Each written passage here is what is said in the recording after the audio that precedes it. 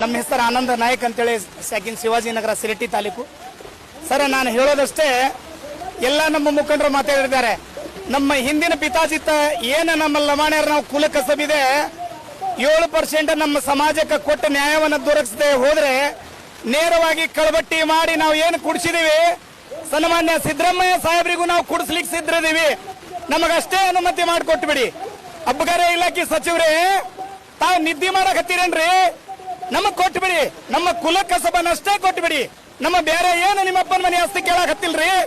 ನಮಗೇನು ನಮ್ಮ ಪೀಳಿಗೆನ ನಾವು ಕೇಳ್ತಾ ಇದೀವಿ. ಬಾಬಾ ಸಾಹೇಬ್ ಅಂಬೇಡ್ಕರ್ ಅವರಿಗೆ ಕೊಟ್ಟಿದ್ದಾರೆ, ಆ ಹಕ್ಕಷ್ಟೇ ಕೊಡಿ ಸ್ವಾಮಿ. ಸನ್ಮಾನ್ಯ ಎಚ್.ಕೆ. ಪಾಟೀಲ್ ಸಾಹೇಬ್ರೆ ಕೇಳೋದಷ್ಟೇ, ನೀವಷ್ಟೇ ನಮ್ಮ ಸಮಾಜದ ಮಾತು ಮಾತಾಡ್ತೀರಿ ಸ್ವಾಮಿ.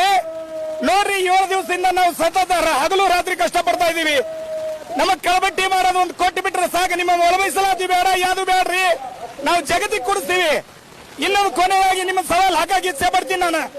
ಕಳಬಟ್ಟಿ ಮಾಡಿ ನಿಮ್ ಗಾಡಿ ತರ್ಬಸ್ರಿ, ಗೌರ್ಮೆಂಟ್ ಗಾಡಿ, ನಿಮ್ಮ ಸ್ವಂತ ವೆಹಿಕಲ್ ಅಲ್ಲ.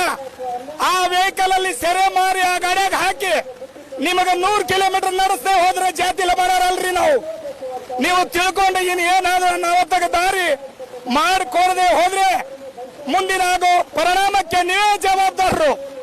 ನಮ್ಮ ತಾಲೂಕಿನ ನಮ್ಮ ಜಿಲ್ಲೆಯ ಉಸ್ತುವಾರಿ ಮಿನಿಸ್ಟರ್ ಎಚ್.ಕೆ. ಪಾಟೀಲ್ ಸಾಹೇಬ್ರೆ ಕಾರಣ ಅಂತ ಹೇಳ್ತೀವಿ ನಾವು.